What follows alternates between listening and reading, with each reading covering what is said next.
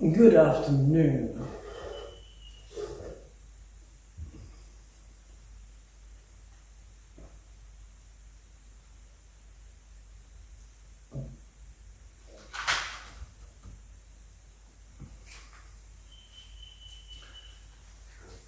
Today was the first day of a numeracy main lesson, mathematics, which is commonly called the quality of numbers, because we're not getting into the processes, the four processes, until at least a week. So this is just the quality of numbers.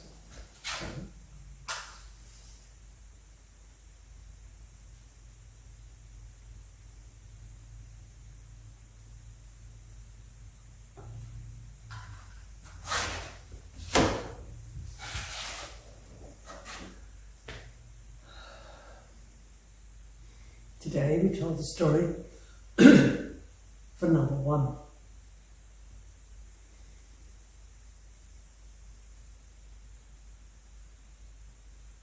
In actual fact, I recorded it while I told it to the children. We started it 3 times because they kept interrupting me with this, that or the other, and then I would start again. And I was wearing a little microphone and it was working perfectly. However, I told the whole story. They were impeccable, apart from the occasion. And it didn't record. However, you can imagine that I am now telling it to them, like, thank you for sitting so still, Tina. Thank you for listening so well, Lock. Ah, I see you found that bit funny, Mary. And Camden. And who else was away today? Oh, it's so hard to remember everybody's names. Charlie wasn't here. All sorts of people. There was one other, but it's hard to remember. Suffice to say, we remembered you this morning. All the children who were away. Albie wasn't here. Once upon a time there was a kingdom over which ruled a kind king. He was a good ruler, benevolent and warm. And he had one son, a prince. And he said to the prince one day, when you become king, and I am no longer here, you will need to know the secret and magic name of the king. Are you going to tell me, father? Said the prince. No, not now. I am still a young king, and there is plenty of time. Of course, if you don't know it, you won't be able to be the king. So, the prince could see that he could wait, and he did. However, it so happened that a few years after this conversation, the king went on a long journey to visit his subjects and make sure that everybody was well and at peace, and that the trees were growing, that the harvests were ready to bring in, and that everybody was calm in his kingdom. He enjoyed his visit to different villages, and it became late. So on his way home it was dark, and as he crashed through the trees, he didn't crash, but his horse's hooves crashed on the twigs and brushed the branches aside, because he was a little bit off the track, being late and dark. Some hunters thought he was a bear, raised their arrows and aimed for where they could hear the sounds. Unfortunately, they hit the king in his heart, and he died very soon after. The hunters were absolutely grief-stricken at what they'd done. They had killed their beloved king. They carried him back to the castle, overwhelmed with grief at their deed, their accidental deed, and begged for the wise men to punish them. And the wise men said, no, your grief is punishment enough. But as for the prince, his grief was very great. He had lost his father. And when the next day the wise men said, do you know the secret and magic name of a king? He said, no, my father never told me. Ah, then you cannot be the king, they said. You will have to journey and travel far and see if you can find it. Until then, we will be without a king. And so the prince left, not knowing whether he would ever come back or how long he would be gone. He travelled for many days and eventually came to a wide river with no bridge. And as in the other story, there was a ferryman, because someone had to take people across. And the ferryman asked the prince what he was doing and what his journey was about and where he was headed. He said, "I know not where I'm headed. All I know is that I need to find the secret and magic name of a king. Otherwise I cannot be king, for I am a prince, but my father has died." "Ah," said the ferryman. Then he pointed far into the mountains behind him, and he said, "The king of the rocks in the mountains sleeps. The king of trees in the forest dreams. And the king of beasts in the woodlands creeps." And then he didn't say anything else. It seemed very significant to the young prince, and he thought, well, if they're kings, they'll probably know the name of a king. I shall go and find them. And so he walked for many days towards the mountains, until eventually he stood at the foot of the mountains, great craggy slabs of granite and cliff faces that you could not scale, not without some sort of help. And he didn't have help, he was alone. He didn't see how he could get up the mountains, but then he came across a small crack in the rocks, which seemed to invite him in.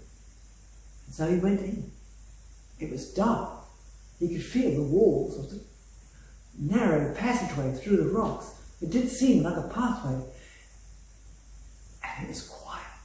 He could not hear the birds. He could not hear the insects or the cicadas singing in the trees. He couldn't hear the wind blowing the leaves of the trees. It was quite dark. He could see and hear nothing. It was quite scary in there. But he was brave, and he kept going forwards. And as he went forwards, he could see a light ahead.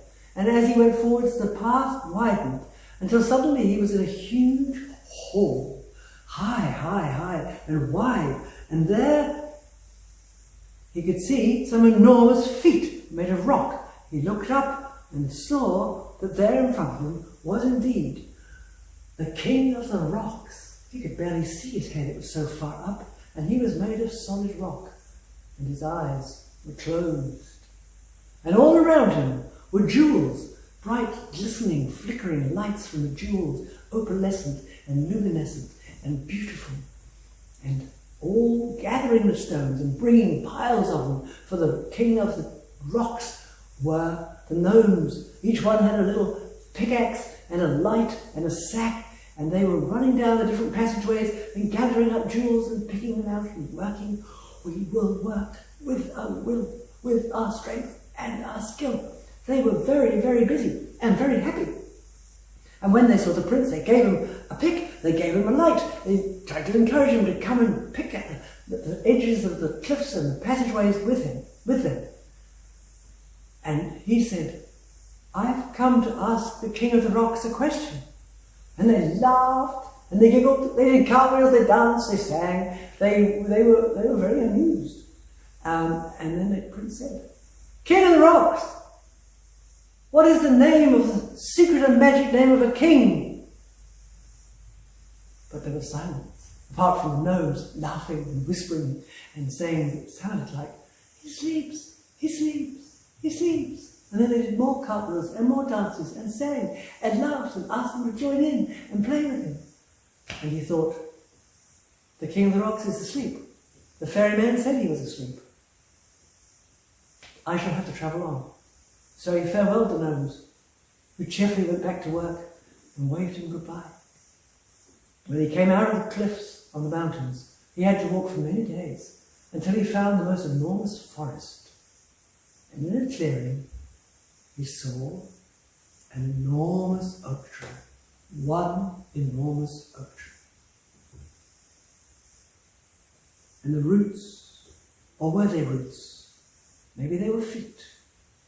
were huge and knobbly and wooden, and all around were different coloured flowers growing, and moss and grass flowing in the breeze, and above the tree, way up high, were the sun fairies dancing and casting rays of light that looked like a crown on this magnificent king of the trees. And the prince said,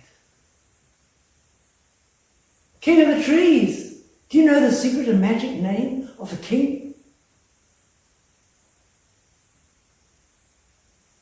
And there was no sound. And the sun fairies and the flower fairies seemed to say, "He dreams, he dreams, he dreams." The ferryman said that the king of the forest, the king of the trees, dreams. So he cannot help me. Maybe it is the king of the beasts. And he did not have to wait long, because suddenly into the clearing there prowled the most enormous, regal, proud lion, golden and yellow, with a mane that flowed from his head, and his fur glistened and gleamed and seemed so alive, and the muscles rippled as the lion walked, and all the animals fled and the birds fled because they were afraid that the lion would eat them. But the lion had already eaten, so he wasn't hungry. He gave a great yawn and showed all his amazing teeth, and then lay down under the forest, the king of the trees, and began to wash his paws and his whiskers. And the prince said, "Excuse me, king of the beasts, do you know the secret and magic name of the king, please?" And he waited, and the lion opened that magnificent mouth and spoke, saying, "Roar!"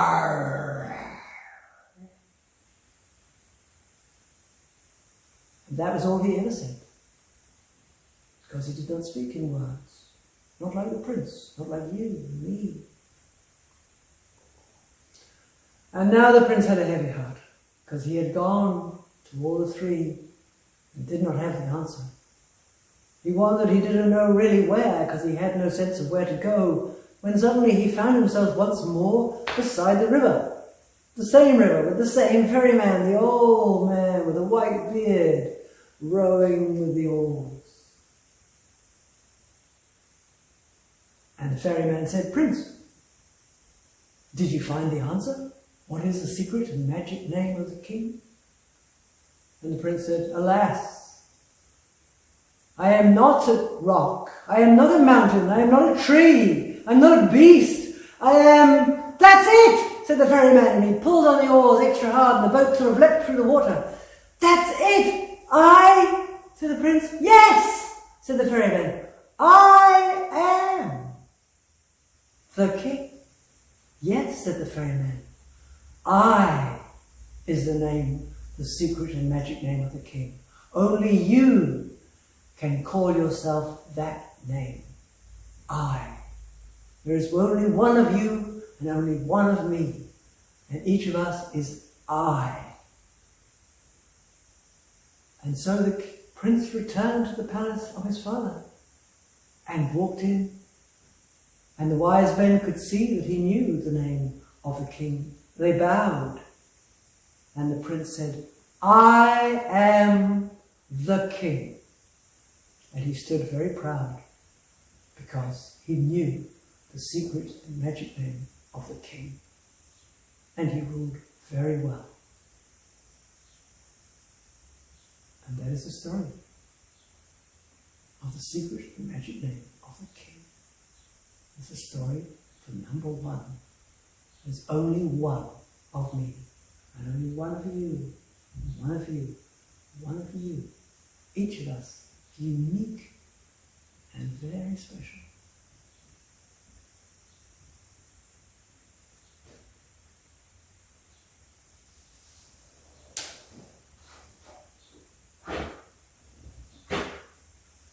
Three times.